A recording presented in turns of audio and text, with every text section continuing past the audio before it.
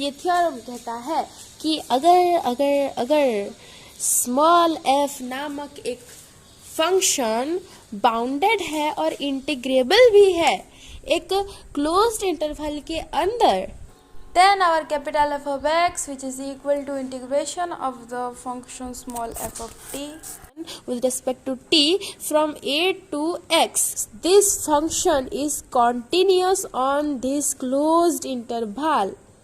In this closed interval, and if the function small f is continuous at the point c of the closed interval ab, then our capital F is derivable at c, and we can write that capital F dash c is equal to small f of c. ठीक है, तो पहले part में तो हमको ये proof करना है कि हमारा जो ये वाला फंक्शन है capital F of X, it is continuous on this closed interval, and second part में हमको ये प्रूफ करना है कि F dash C is equal to F of C if small F is continuous at C of the closed interval A B, where C belongs to this closed interval A B. ठीक है, अच्छा हमें given में क्या क्या है, हमें given में है कि हमारा जो स्मॉल एफ है it is bounded and integrable, okay, on this closed interval AB, or f of x is equal to this value. देखो एक बात आप नोटिस कर रहे होंगे कि हम बस a से b इंटीग्रेशन फ्रॉम a से b integration of the function f of x dx from a to b ऐसे बहुत बार पढ़ रहे हैं, लेकिन हमने यहाँ t ही क्यों लिखा है, यहाँ f of x क्यों नहीं लिखा है. अगर हम integration of the function f of x dx लिखते इस t के बदले में from a to x integration of the function f of x dx from a to x लिखते तो क्या होता वो. देखो x यहाँ एक वेरिएबल हमने पहले से ही ले रखा है, और यहाँ भी अगर x ले लेते तो x तो बड़ा ही कन्फ्यूजन है. ठीक है, अगर आपके दो भाई हैं, एक का नाम x है और दूसरे का नाम भी x है, तो आप समझ ही गए होंगे कि मैं क्या कहना चाहती हूँ कि बहुत ही ज़्यादा कन्फ्यूजन है. और वेरिएबल तो उसको ही कहते हैं ना जिसको हम वेरीज कर सकते हैं फ्रॉम कोई एक particular fix number two another number, है ना. तो यहाँ t है वो variable. t is the parametric function of x here. क्यों ऐसे है, x के बदले में t लिखेंगे तो कोई गलत नहीं होगा क्या. अरे कुछ भी गलत नहीं होने वाला है, क्योंकि मान लो हमारे पास एक फंक्शन है y is equal to 3x plus 2. ठीक है, अगर मैं लिखूं कि y is equal to 3t plus 2, मुझे x को नहीं चाहिए, मैं x को नहीं लिखूंगी, और यहाँ x is equal to t, तो क्या गलत हुआ, क्या मैंने कुछ गलत कर दिया. नहीं, ये तो सही है ना. ये भी एक फंक्शन है, ये भी एक फंक्शन है. This is f of x is equal to y, यहाँ f of x is equal to y, where f of x is equal to 3x plus 2, और यहाँ हो गया f of t is equal to y, where f of t is equal to 3t plus 2, and hence here t is the variable and t is the parametric function of x. ठीक है, ये जो है ये x या फिर t दोनों ही variables हैं. y is equal to 3p plus 2 and here p is our variable, p is equal to t is equal to x लिखो तब भी कुछ भी परेशानी की बात नहीं है. यानी आपको समझ में आ गया होगा कि अगर हम f of t के बदले में f of x भी लिख दें तो कुछ भी गलत नहीं होने वाला है. लेकिन यहाँ गलत होगा, क्यों, क्योंकि हमने x पहले से ही ले रखा है एक वेरिएबल, और एक वेरिएबल को भी हम x ले लेंगे तो कैसा होगा, बिल्कुल भी अच्छा नहीं होगा, है ना. क्योंकि ये जो हमारा फंक्शन है, लेट ये a है और ये यहाँ है b. ठीक है, ये फंक्शन है f ऑफ t. ठीक है, सो a से लेकर x, लेट x है यहाँ. ठीक है, सो ठीक है, एज हमें गिवन है पहले से ही x is belongs to this closed interval A B, तो लेट x यहाँ है. अगर तो ये जो integration of the function f of t with respect to t from a to x होगा, this is area under this curve, यानी कि ये जो ट्रापेजियम हमें मिल रहा है इसका एरिया है. ठीक है, this is the integration of the function f of t from a to x, है ना. लेकिन अगर मैं x यहाँ लिख दूँ, f ऑफ t के बदले में f ऑफ x लिख दूँ.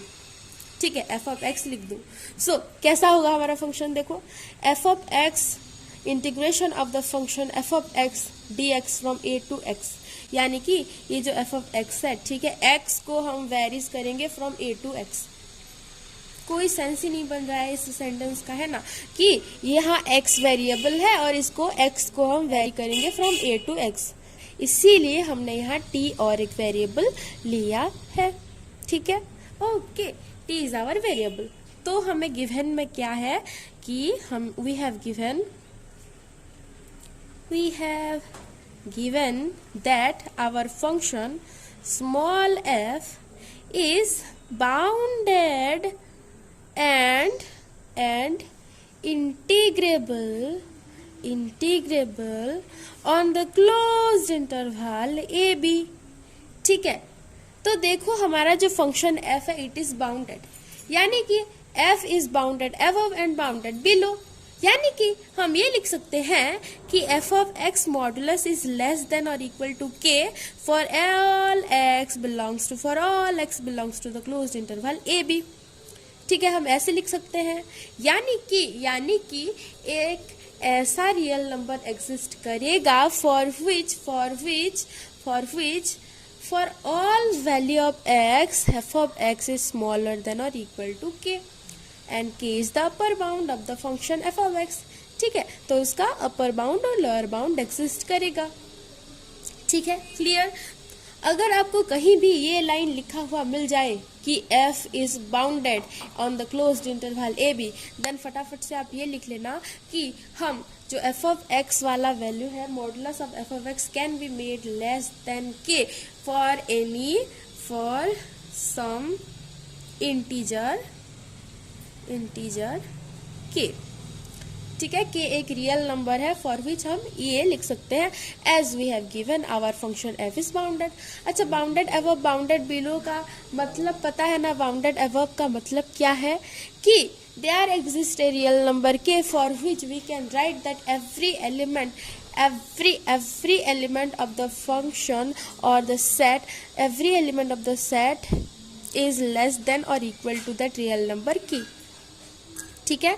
सो here our all elements is this heights, ठीक है। तो हमें ये हाइट जो है, ये सारे के सारे हाइट ऐसे हाइट जो है, सारे के सारे हाइट के से छोटे हैं या फिर इक्वल हैं, ठीक है। Bounded above means that there exist a real number k for which all the elements of the function are smaller than or equal to k, and we want to show that we have to prove that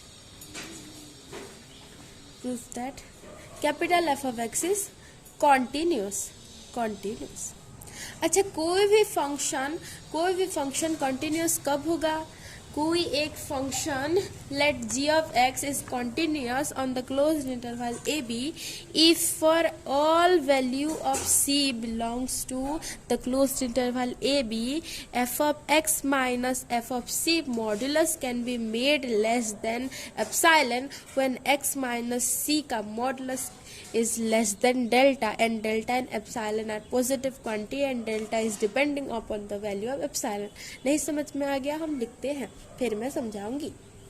तो कोई एक function let capital F of x is set to be continuous, capital F of X को continuous बनने के लिए ये जो condition है इसको सेटिस्फाई करना बहुत ही ज़्यादा ज़रूरी है। देखो, कोई एक फंक्शन एफ ऑफ एक्स तभी कंटिन्यूस हो सकता है कोई एक पर्टिकुलर इंटरवल में अगर limit X tends to C F of X, capital F of x is equal to capital F of C, where C can be any point from A to B. C को हम आर्बिटरीली choose कर रहे हैं from A to B. अगर कोई एक arbitrary point के लिए ये ट्रू है, यानी कि ये सारे के सारे पॉइंट के लिए ट्रू होगा, एंड सारे के सारे पॉइंट्स जो कि ये क्लोज्ड इंटरवल के अंदर आ रहे हैं, ये क्लोज्ड इंटरवल के एलिमेंट है, उन सबके लिए ये ट्रू होगा, है ना। Therefore we can conclude that our function F of x is continuous on the closed interval A B, है ना। और जब हमें ये मिल जाएगा तब हम कह सकते हैं कि हमारा जो फंक्शन एफ ऑफ एक्स है it is continuous on the closed interval A B. ये जो डेफिनेशन है इसको हम और एक तरीके से ऐसे लिख सकते हैं, दिस डेफिनेशन इम्प्लाइज दिस, अगर limit X tends to C F of x is equal to F of C, then this implies that capital F of X minus capital F of C modulus is less than epsilon. जब हमारा x सी को approach करेगा, जब हमारा x सी को approach करेगा, तब F of x का वैल्यू एफ ऑफ सी के तरफ अप्रोच करेगा। यानी हम ये लिख सकते हैं कि F of X minus F of C का जो डिफरेंस है, एफ ऑफ एक्स और एफ ऑफ सी के बीच में जो डिफरेंस है ये एप्सिलॉन से छोटा है, ठीक है। For epsilon being A small quantity, small positive integer, ठीक है। कब जब x और c के बीच में जो डिस्टेंस है that is made less than delta, where delta is depending upon the value of epsilon. If x1 and x2 belongs to the closed interval a b such that a is smaller than or equal to x1, x1 is smaller than or equal to x2 and x2 is smaller than or equal to b, ठीक है। x1 और x2 कोई भी दो arbitrary point है that belongs to the closed interval A b such that a is smaller than और equal to x1, x1 is smaller than और equal to x2 and x2 is smaller than और equal to b, then we can write that capital F of x2 minus capital F of x1 modulus is smaller than or equal to integration of the function f of t dt from x1 to x2 का modulus which is also smaller than or equal to k into x2 minus x1। अब ये कैसे है, चलो देखते हैं। देखो पहले हम ड्रॉ करके समझते हैं कि हमारा जो फंक्शन है एफ ऑफ टी है, लेट यहाँ है ए, लेट यहाँ है बी, ठीक है। x1 है यहाँ, x2 है यहाँ, let suppose.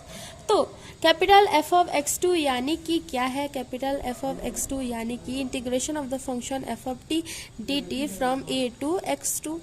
So it is the area under this curve f of t from a to x2, यानी कि ये एरिया, ये ट्रापेजियम का एरिया, ठीक है। Okay, now what is capital F of x1? This is integration of the function F of t with respect to t from a to x1। So it is the area under this curve from a to x1, यानी कि this area, ठीक है। अगर हम F of x2 minus F of x1 करें यानी this area minus this area, तो हमें ये एरिया मिल रहा है विच is equal to integration of the function F of t with respect to t from x1 to x2। Area under this curve from area under this curve F of t from x1 to x2, यही है ना। तो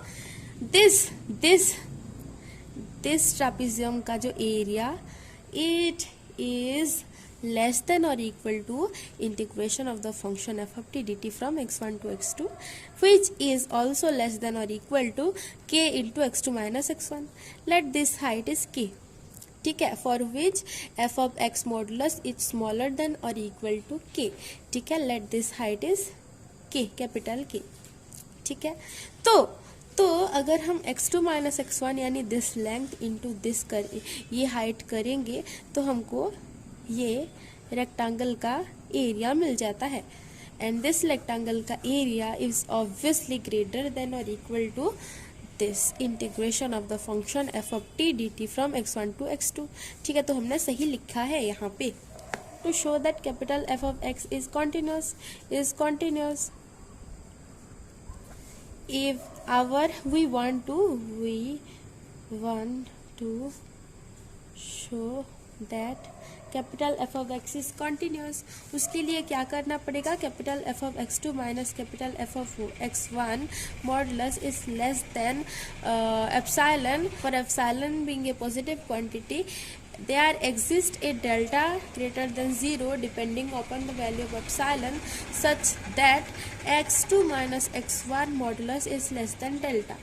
Now if we consider that x2 minus x1 का जो modulus है it is less than epsilon by के. देखो के एक फिक्स्ड नंबर है, एप्सिलॉन अगर फिक्स्ड नंबर है, ठीक है, एप्सिलॉन भी एक फिक्स्ड नंबर है, छोटा सा नंबर है, के भी एक फिक्स्ड नंबर है. तो क्या हम लिख सकते हैं कि x2 और x1 के बीच में जो डिस्टेंस है, ये जो लेंथ है, इट इज एप्सिलॉन बाय के. अगर हम इसको ऐसे कंसिडर करें, if delta is equal to epsilon by k which is also a positive quantity, then our f of x2 minus f of x1 minus f of x1 modulus is less than or equal to k into x2 minus x1. अगर हम x2 minus x1 की जगह ये put कर दें तो हमें मिल जाएगा this is less than k into, तो देखो अगर हम यहाँ और यहाँ k मल्टीप्लाई कर दें तो k into x2 minus x1 is less than epsilon, ये हो जाता है. तो this is less than epsilon. तो hence proof capital F of x2 minus capital F of x1 modulus is less than epsilon, for epsilon being a positive quantity and delta is equal to epsilon by k. ठीक है. And here x2 minus x1 modulus is less than epsilon by k. if x2 minus x1 modulus is less than epsilon by k, we can prove here that our function f of x is continuous in the closed interval ab, as x2 and x1 are arbitrary points, are arbitrarily chosen from the closed interval ab. Therefore this is true for all the points which are belongs to the closed interval ab, and hence we have proved that our function f of x is continuous on the closed interval ab, where delta is equal to this and epsilon being a positive quantity. We have proved this. अभी second part की बारी.